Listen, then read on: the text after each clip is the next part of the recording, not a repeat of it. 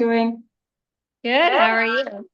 I'm good. I'm really grateful that we get to speak today, and it feels like meeting my pen pal for the first time. So I'm really excited to learn more about you, your journey, both past and present. And I guess I'd like to start, if you're okay, with how did you get into acting and in the entertainment industry in general? Oh gosh. Um, oh, there's an echo. I hate echoes. Yeah. I don't know how to make the echo go away, but I I will will. adjust. Let me set Um, it up. oh, did you fix it?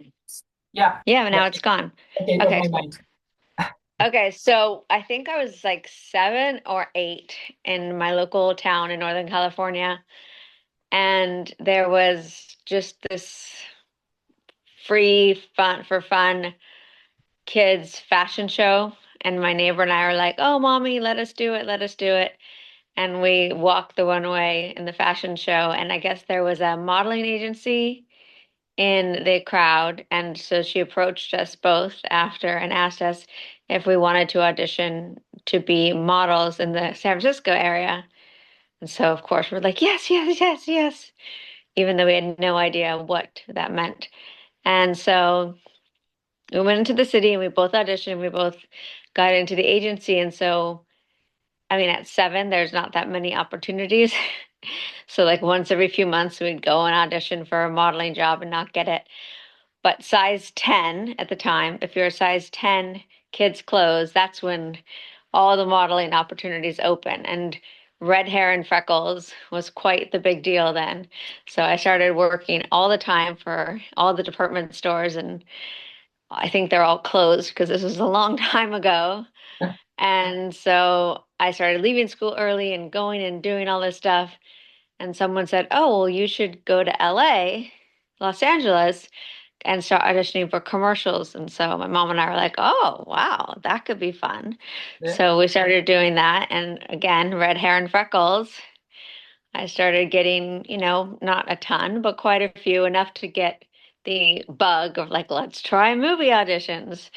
So I think at 12, I auditioned for a movie, but I refused to go because my best friend slash most competitive friend, she went first and she got a call back. And I just remember flipping out because I was like, I'm not going. I'm not going. If she got a call back, there's no way I'm going because I was so afraid that I wouldn't get a call back. So I just remember screaming and crying that I refused to go to this audition because I was so scared that I wouldn't get a call back, even though my friend did.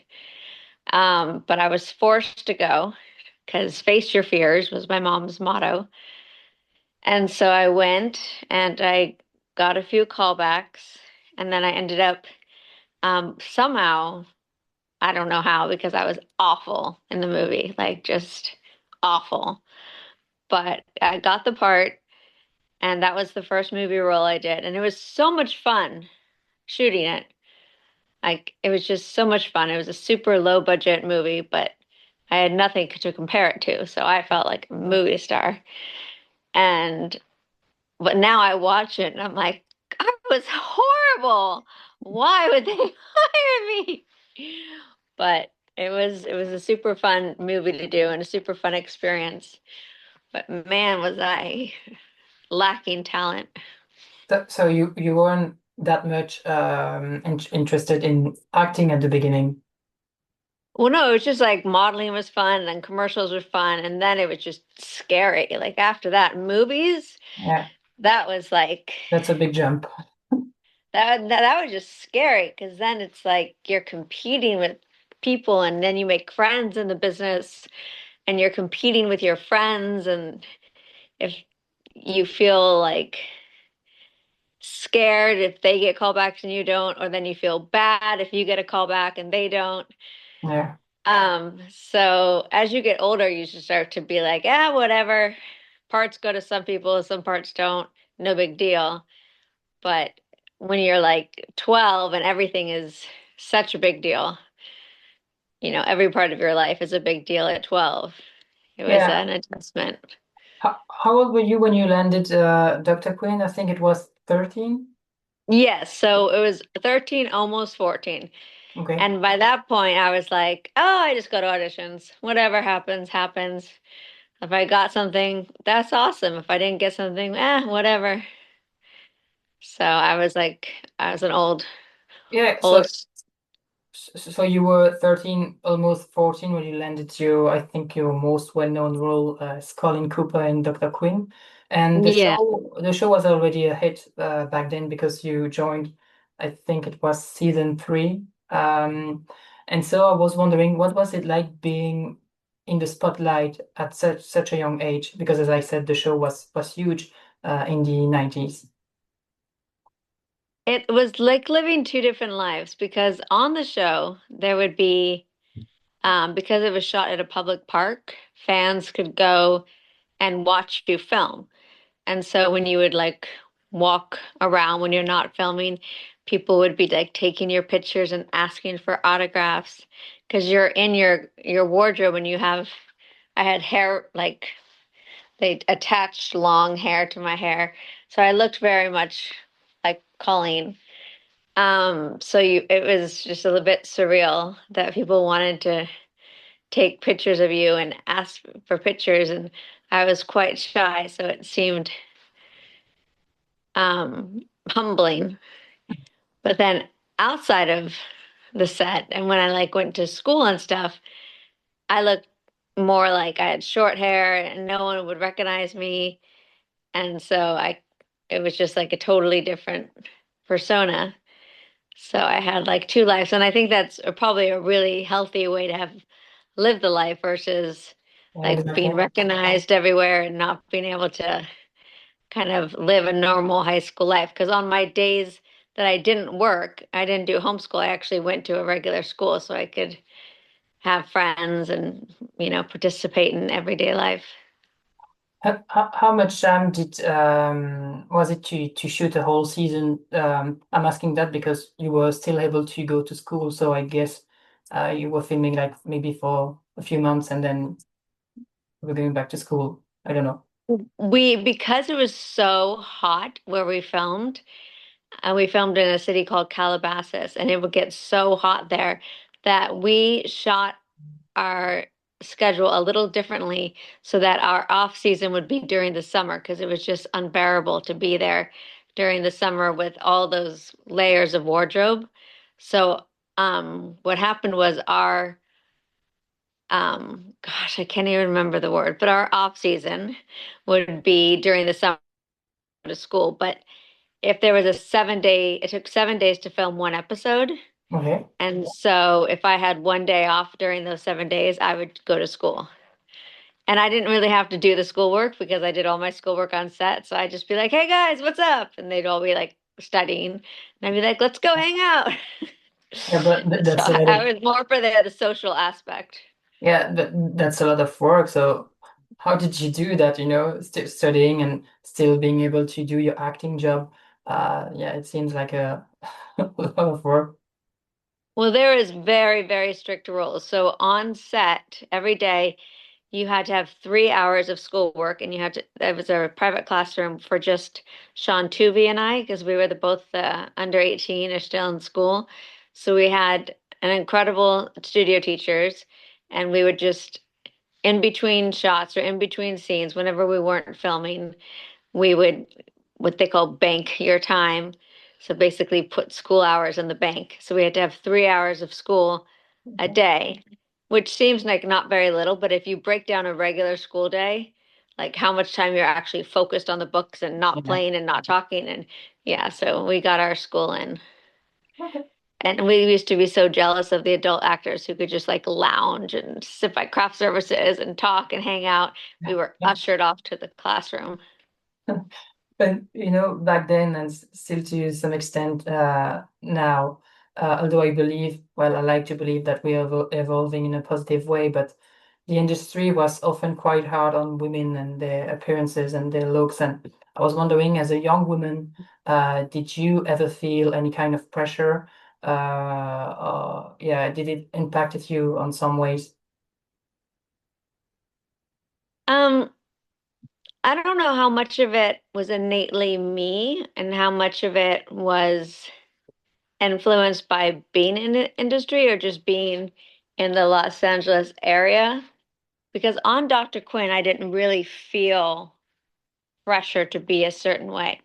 But growing up in that area, I felt pressure to, and again, it might have just been my genetic makeup. It might have been just who I was going to be regardless, but I definitely felt the need to stay thin and be on diets and, exercise and keep that slim frame that you would see. I mean, thank goodness that Instagram and stuff wasn't around then, because Mhm. now all these pictures are like, you don't know what's real, what's airbrush, but I definitely felt the pressure to keep up with these thin appearances and these thin women you would see.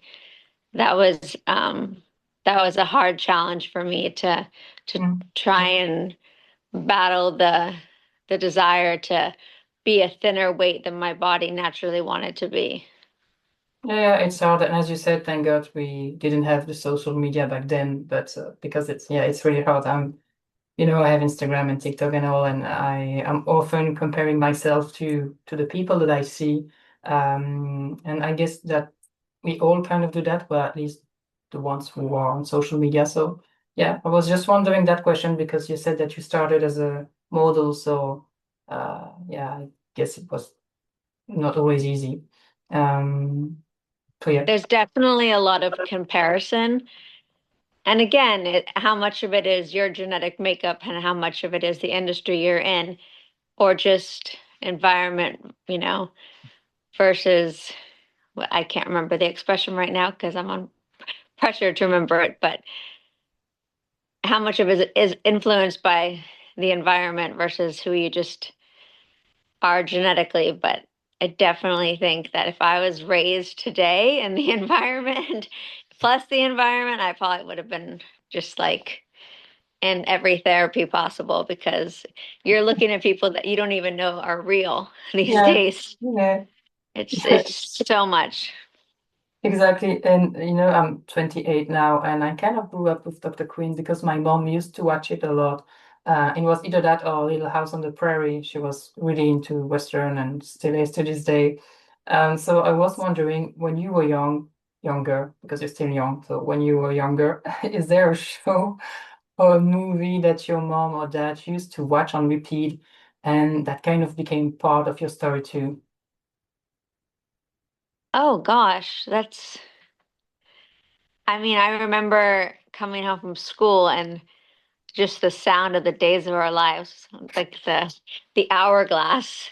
But it would have been over by the time, so I just remember the hourglass at the end of the show. But growing up, my parents didn't seem to really watch TV at nighttime, or at least if they did, I wasn't allowed to watch the show. Other? But I think of shows like people come to me and be like, you were like family, like watching you were part of our, my family. And that always, when I was younger, would be like, oh, okay, that's cool. But now there's shows that I watch, and I'm like, I feel like they're part of my family. So I like understand what people were saying because they really do. It's like, but that's like my second mom, and that's like, I know these people, they're real, I swear. So I really, as you get older, you relate to what people say to you when you're younger, because when you're younger, you're like clueless. But as you get older, you're like, oh, that's what they were talking about. You find Yeah. yourself much, much wiser. And I was going to ask, what's your like favorite or your own comfort show? You know that the one that your kids might later say that they grew up with because you watched it Hey, well, so my much. son's not allowed to watch my shows. No? No, he's 8. I Oh, watch okay. I watch more, very adult shows. Like one show that my husband and I actually could watch together because he only watches basketball, I swear. But one show we could watch together was Breaking Bad. I loved that show. Yeah. Did you see that show? Yeah, yeah. Oh, not me, but Emil saw it and he's a fan. Emil is my partner. Yeah, it's like you have to watch like Golden Girls or something after to like calm down before you go to bed. but I love that show. And then Mad Men. Yeah, I know about that one. Yeah. I love Mad Men. So shows like that, like I don't want my son watching it, but I sure love it. Okay, so those are pretty hard shows that that you're watching. Yeah, so my son won't be watching those until he's off at college. And even then, I don't know if I'd let him. And do you have one that's kind of more chill than Mad Men and Breaking Bad? Um, I like Friends and Neighbors right now on Apple TV and Perfect Women. But Okay. yeah, I usually like edgier shows. Maybe it's because, yeah, like I was raised doing such a family show that like I have to rebel somehow. It's my version of rebellion. It feels like you had the trajectory of many child stars, getting a big break early in life and then choosing to step away from the spotlight and do something else. So I was wondering, why did you quit acting and what did you do after that? I left acting because I felt like I had been doing it for so long that I didn't know anything else. And so kind of like every kid kind of tries to, find themselves and don't want to just do what they know and, is this what I'm meant to do or is this what I'm just been doing? So I wanted to go to college and kind of just find some things else. So I went to school for psychology, got my degree and, experimented with that for a while. And then when I met my husband, he has restaurant franchises. He has so he's had like I don't know maybe six restaurants, and then together we got up to about 20 restaurants now with different franchises. And so that's been enjoyable. And then again, I'm like, but I don't know if restaurants is my passion. But I do know that I love owning businesses. Like, so we just bought into a franchise, which would be medical spas, because I love skincare and I love beauty. And I think that's part of something I got from Quinn, because there's a lot of the behind the scenes makeup and hair. And so I got the esthetician license, and then I won't be doing the esthetician work, but just to have the knowledge. So we just purchased, they're not open yet, but three medical spas. So be doing that. But I never want to shut the door on acting. I don't know if I'm supposed to say this, but they do talk about like doing another Quinn movie or just like an Yeah, up-to-date Quinn story. And like I would just be ecstatic to do that because that was such a great part of my life that I would jump at the chance to you go would look back to back. that as well. You know, it would be wild to go back to all of that experience as well. Would, So would you, no, go ahead. no, please. I was going to say, would you say that you're still a really creative person or more, I don't know the word in English, but um, No, creative. Yes, very creative. I think it comes out now in like party planning and arts and crafts and oh yeah. um my my son's birthday parties get very over the top creatively and I insist on doing hand making every single party favor and every single let's just say I get a little crazy and some of the moms think I'm nuts because I insist on making everything myself. Dinner parties, like I always have to have a creative outlet. Like we bought a house, renovated it from scratch, but I refused to have a decorator or a contractor because I drew all the pictures of how I wanted the model to look. I So like I always have to have some kind of creative outlet going on. yeah, yeah. That part never leaves you. I feel you, I'm going to my wedding is next month and I Congratulations! thank That's you so exciting. and I insisted on doing everything myself. And Yes. sometimes I hate myself for that because it's a lot of work. But yeah, I just like to keep busy and like you said, I always have something creative on my mind. Hmm. And sometimes I'm having a hard time to deal with all the ideas that I have. But yeah, so I feel you. You mentioned that you started studying psychology, and that's funny Hmm. because Chad Allen, who played Matthew Cooper in the show, is a psychologist now. So I was wondering, have you bonded with him about psychological stuff during the shooting of Dr. Quinn? I mean, I definitely have always had a love for him, and we had a friendship on the show. But at that point, I mean, I was 14, 15, 16. We'd have Yeah. deep talks and we'd have, good conversation. But the idea of what I was going to study in college was not really present in my mind just yet. I was still being a wild, crazy teenager and changing my mind every 5 seconds about my life.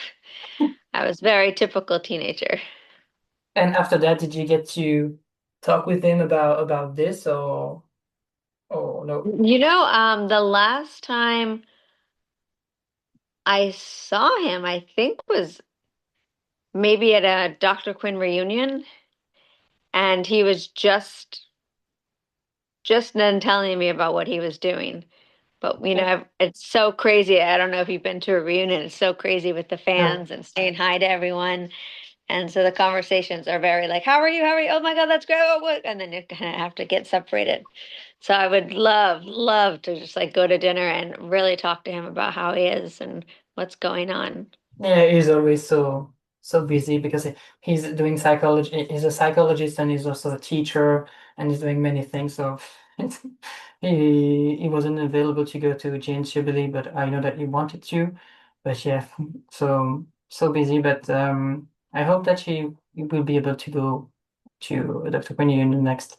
And I've never been to a Dr. Quinn reunion, but I would love to. Is it like a convention or not at all? Is it more like Jane's Jubilee? Which part, the reunions? Yeah, yeah, Um, yeah, it's more like Jane's Jubilee, except this time is a little more focused on Jane since it was also a birthday celebration. yeah. But it was the same thing, like a lot of fans come and like a lot of autographs and pictures. And but this time it was a little bit more of a celebration because there was like a band and birthday cake and stuff like that. But Okay. it's really cool because I mean fans came from all over the country. I mean, this Yeah, girl came from Maine, and it was just it's really cool that people get that excited and yeah. spend their hard-earned money just to come. It's really flattering and exciting. And by the way, preparing this conversation today was a bit of a challenge for me because there isn't much information about you online, and I mean it as a really good thing. But why did you choose to stay away from social or at least keep a low profile?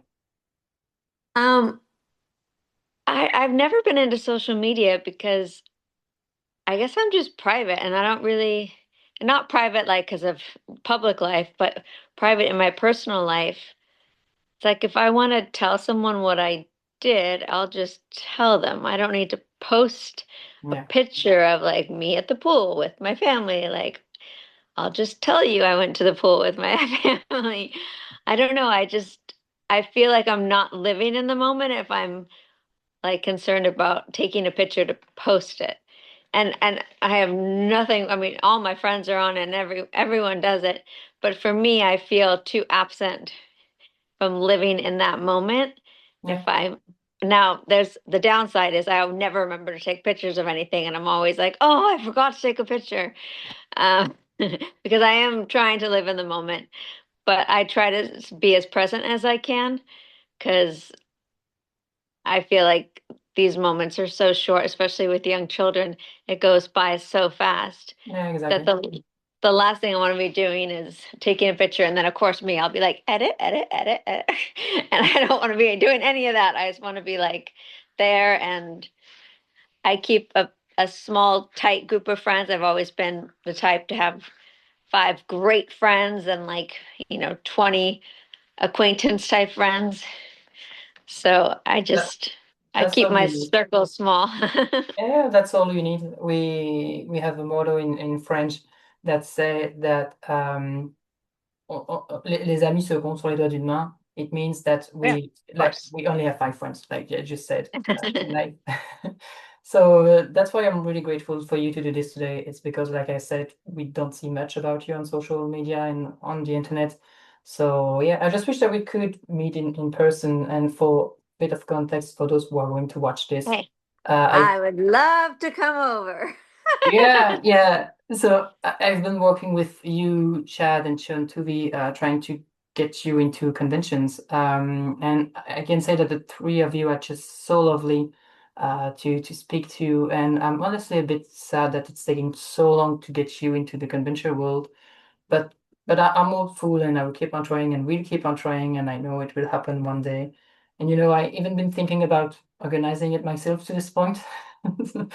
I discussed this with Chad. He thought he's thinking that that's a good idea. But anyway, when it happens, we'll share a nice glass of wine or whatever you like to drink, and that would be my treat. So It yeah, would be our treat. You do so much. When you asked to do this interview, it was a, absolutely yes. Anything I can do to help you. You work so hard and you've done such amazing things. I'm so appreciative. So anything I can do to help over here on our side, and I know Sean feels the same way. We would love to help you. Anything we could do. You've been a blessing. So anything we can do. thank you. I appreciate it. And yeah, I will keep on trying. It's been hard. I thought that it would be easier, like for real, but Dr. Quinn isn't really much convention material, which I understand. But with all the 19s stuff and nostalgia being so strong, I'm kind of surprised it isn't happening yet, but it will happen one day eventually.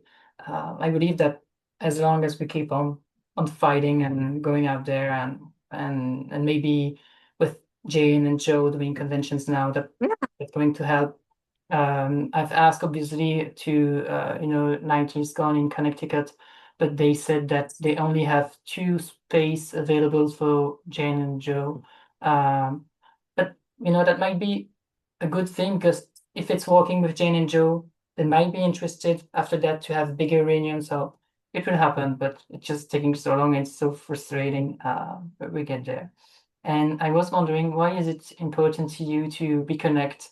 What kind of reconnect with your Dr. Quinn years, your fellow cast members, and the fans in general? In general, like, why are you interested in doing convention? And I'm not asking this for myself, but for the people who are going to listen to this, the fans.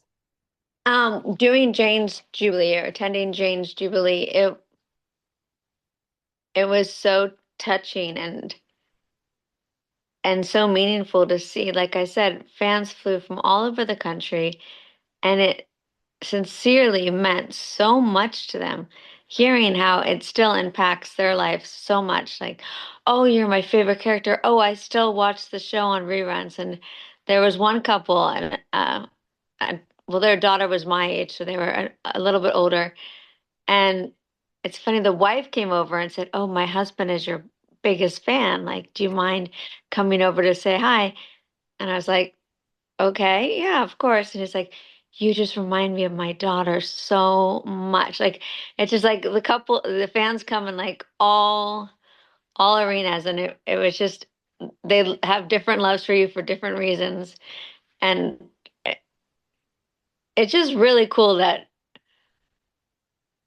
we as a group or individually have impacted these fans so much and still do today. And the fact that just like meeting you affects them in such a positive manner that just by showing up and shaking their hand or giving them a hug really means something to them.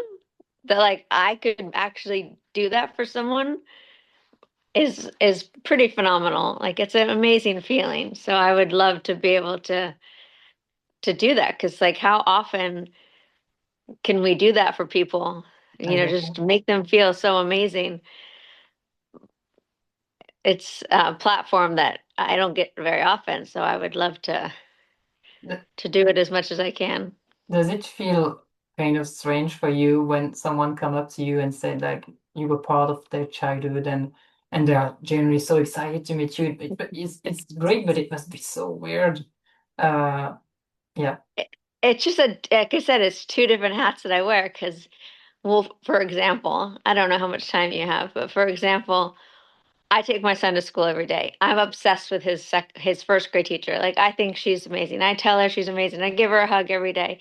It's almost the end of the school year. She comes up to me today. She's like, "I have something to tell you." She's like, "I am a huge Jane Seymour fan." I'm like, "Okay, that's great." I didn't think she doesn't know anything about me in that sense. And she's like, "I was on her Instagram. I saw pictures from Jane's Jubilee. I saw you that morning. I saw you in that outfit. I know where you went. You went there. You're from Dr. Quinn. You're Colleen."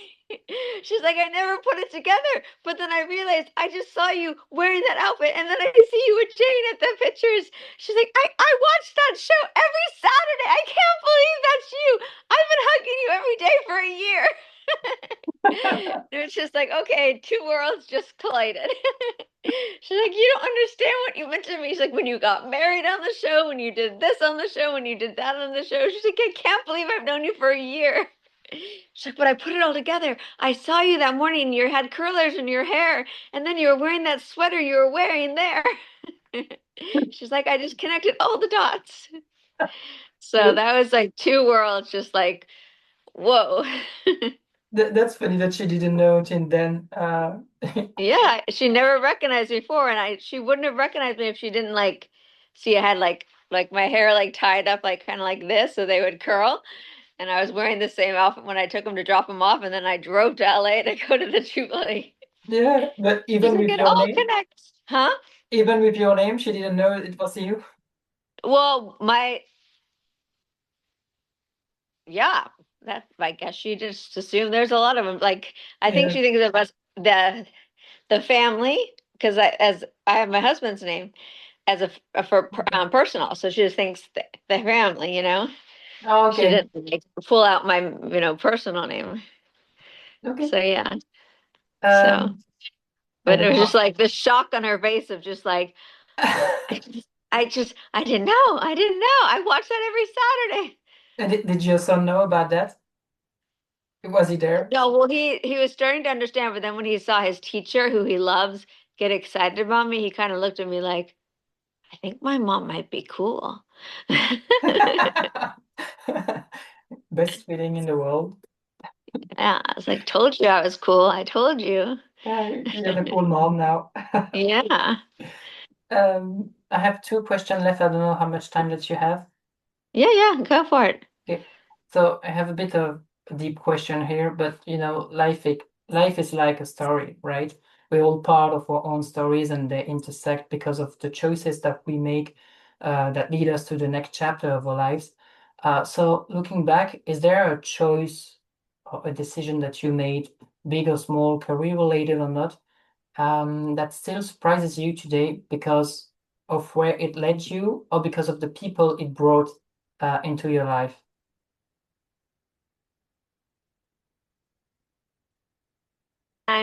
Personal or business. Yeah, whatever you can choose, whatever you want to share. So definitely.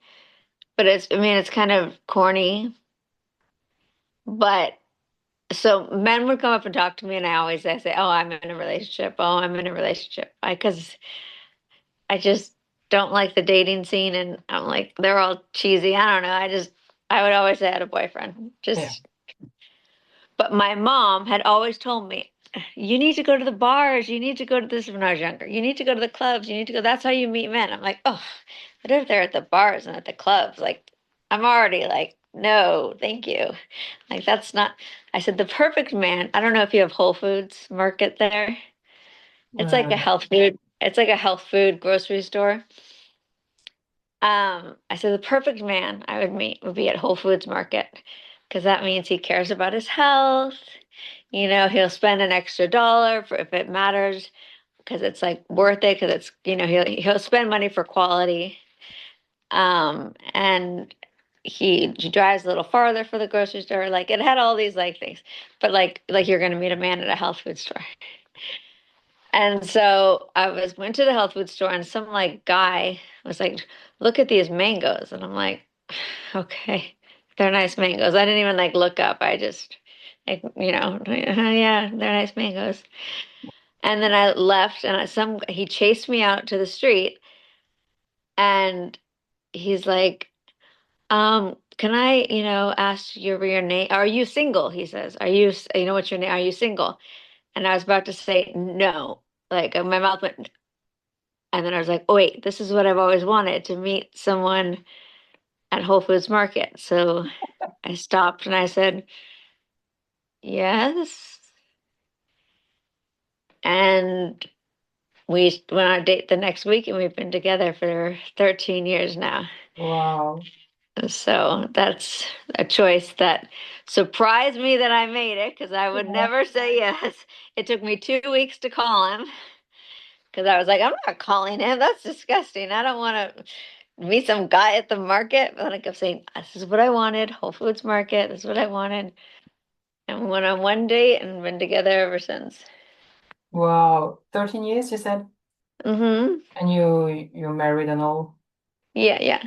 Wow, that's amazing. And I love that story because usually, so I'm asking this question to every guest that I have in, and they usually talk about something related to, their career. So it's nice to have someone sharing a bit of a personal story. I like it a lot.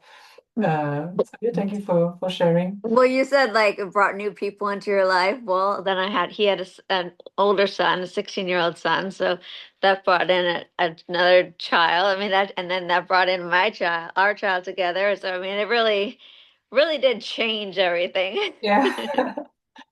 Um, and so yeah, you haven't done any interviews in quite a while, I believe. Well, I couldn't find any interview of you on the internet, like I said earlier. So if you could interview yourself, what question would you ask and what would be the answer?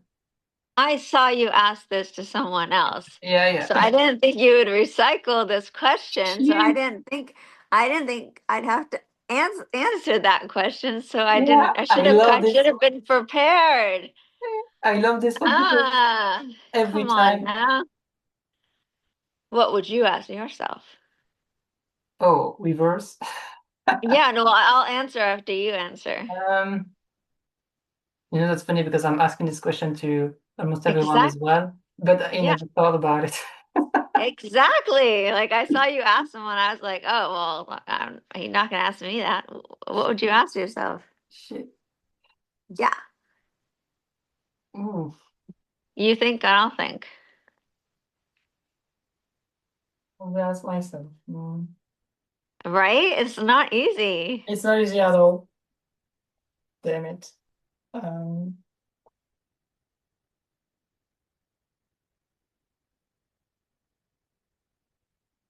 okay. I think I have a question. That's the first one that just popped into my mind, but I don't have the answer. So it's not really working there. But Hey, probably, you ask, maybe I'll answer. okay.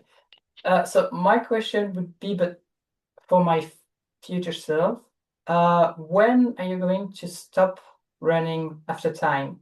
Because it's something I do every day. You know, even when it's the weekend, I usually wake up at 6 a.m. because I just want to make the best of my day and make sure I don't lose any hour. And so, yeah, I would ask, when are you going to chill out? But I don't have the answer because it's, I don't say, I don't think you are. yeah. I think you're gonna keep going and going and going. You need a vacation. Oh, yeah.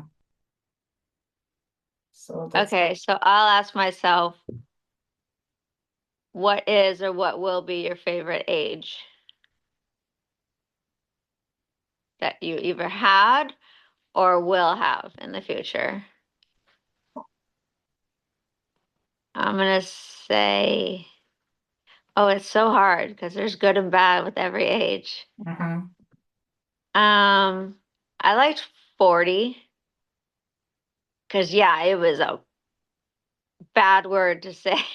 I'll just say beep to turn 40, but I also felt like I really got to like I was proud of where I was when I turned 40. Like I didn't feel like I turned 40 and I'm not where I want to be or I haven't accomplished what I as much as I wanted. Now, of course, I could have accomplished more, but I didn't feel like, I mean, I looked at my family, I looked at my life, I looked at the home we built together, and I felt proud of what where I was in life when I turned 40. So even though I really hated the number 40, that was a bummer. I felt good at where I was, and that was a really good feeling. Did you have a midlife crisis or not? Because you were happy with your No, family. but talk to me again at 50. Because that's gonna be a real beep. When are you going to turn 50? Huh? When are you going to I don't, turn 50? in like 35 years. Okay. Not sure if I will remember to ask you that then. No, in 5 years. So Okay. that's gonna just, I mean, I could be president and that one's still gonna hurt. That one's too much. Like Oh, yeah. that's painful. But you still have 5 good years ahead, so that's okay. Okay, thanks. I still have 5 good years. Then I could jump off a bridge. Okay, finally, I'd like to end on something like a bit of a ritual. It's new, so you haven't seen that one yet. Um, I believe that dreams are what keep us moving forward in this big, loud, and messy world and whatever, because it's giving us a purpose, you know. So I'd love to close this, conversation with a shared moment and ask you, what's your biggest dream for the years ahead before 50? And I'll Yeah, say I mine was gonna too. say there's only a few years, so my No, biggest dream for the years yeah, ahead. something for yourself or even your family, but not something for the world. Um, Forget the world. Um, I'm always scared to dream like one little like dream because then I feel like, but what if this happens and I missed it? So my dream is for my loved ones to be happy and healthy. It's always like when you wish on a candle or you blow out candles or wish on a star. Because I always had this fear, like, oh, I want my mom to do well this year. But then something happens to my dad, and I'm like, it's my fault because I only wish for my mom. So I don't necessarily need something to happen, but I do need my loved ones to be happy and healthy because that's really whatever happens, as long as they're happy and healthy, everything else will be fine. I know it sounds corny and it sounds like a Hallmark card, but was it really it does seem true because like everything can be going great, but the second someone gets hurt or is to get sick, everything falls apart. That sounds like a Hallmark quote. I know, but it's true, I'm gonna. okay? No, no, no. I was just repeating what you said. It's I'm very, gonna. very That. Hallmarky. But there's a reason they write those cards because it's true. It's Yeah, it's true. Yeah, it's true. I love that. So mine is, compared to you, is going to sound a little more selfish. Uh, selfish is fine. selfish is fine. But what was I going to say? You made me laugh. Yeah, so I'm a big dreamer, and my dream, and it has been my dream for 10 years now, is to have my own convention company, but not Comic-Con, because I mean, I like Comic-Con, but I don't enjoy it that much. What I prefer is small conventions happening in hotel. I don't know if you're familiar with that, but basically there are small events happening in hotels with a small amounts of fans, like maybe 300, 500. And there are really special weekends because the fans get closer to to the celebrities, and everyone is kind of bonding over the whole weekend. And I think that for the same reason that you said earlier, you get to see some precious moments, and yes, some people for whom it just mean the world, to meet Yes. their heroes. And so I would like to be a part of that. And I got lucky over the years to have some experience in the business, but I don't have my own company yet, and I would love to do that. But I want to have a strong storytelling because I believe it makes everything. And yeah, just when it's the right time. But that's my biggest dream right now. So See, that's a beautiful dream. It's yeah, very selfish, but it's beautiful. No, I'm kidding. It's a wonderful it, dream. it's very selfish, but at the Not same selfish time, at all. It yeah, it's for you, it's for the fans, it's for everything. So it's yeah, good. because I like the agent thing, but it's it's not fulfilling enough, and you have to chase the organizer, and usually they know who they want, and so basically you send emails and you never get an answer, or it's almost always no because they already have the people that they want. Mhm. So it's a lot of things to do, but you don't get much in return, except when you have a special weekend like in the Wales with Chad. That one was great, but it's not happening often. So I would like to be a part of the organizing stuff. So if you have advices in business and all, please send them along. Well, I mean, it definitely sounds like you work hard enough and determination. So if a work and determination is all it takes, you're gonna be golden. Yeah, and And you're t like 12 years old. So, I mean, you definitely have all I, the time in the world. I look You're so 12. young. Well, I mean, I'm basically 50 and you're basically 12, so. Yeah, okay, I take that as a compliment. But yeah, and part of that we I would be believe for, you can do that. yeah, and I will organize something with you for sure if we don't get any Thanks. Comic-Con. I would do Thanks for something. throwing me a bone I won't forget about you for sure. when you're a big star.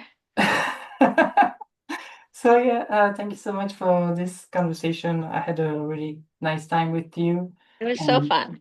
I'm going to let you go now. But if you have any question, please feel free to send them along, and I'm sure that Yeah, we'll see each other pretty soon.